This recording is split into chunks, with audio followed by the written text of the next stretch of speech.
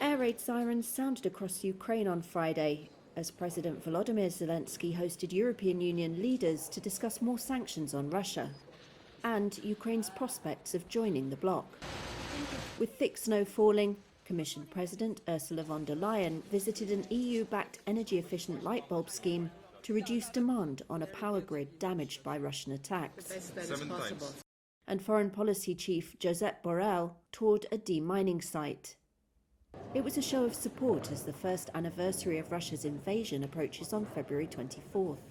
But the EU is not expected to fast-track Ukraine's membership while it is at war, as Kiev wants. It applied to join the bloc days after the invasion. Instead, that process is likely to take years. EU officials have listed multiple membership requirements, from political and economic stability to adopting various EU laws. If there was needed a living proof that Russia is suffering a massive strategic failure, but Ukraine is withstanding and is building its path towards the European Union, well, the fact that we are here for the 24th summit, Ukraine, European Union, amidst the war, but we are building, discussing and developing the future of Ukraine in the European Union. That is speaking more than 1,000 words.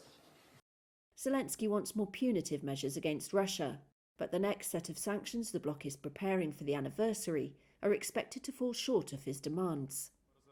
He also stressed the need to tighten sanctions. We are very interested in making sure that Russia does not have a chance to restore its military capacity. Sanctions have slowed down this process.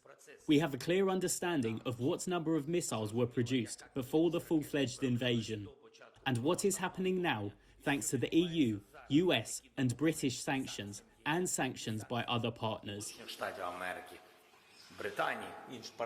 That is why it is very important for us to make sure they cannot find ways to bypass sanctions, something they do thanks to other countries. As well as sanctions, they discussed more arms, money and energy support, better access for Ukrainian products in the EU market, and efforts to prosecute Russian war crimes.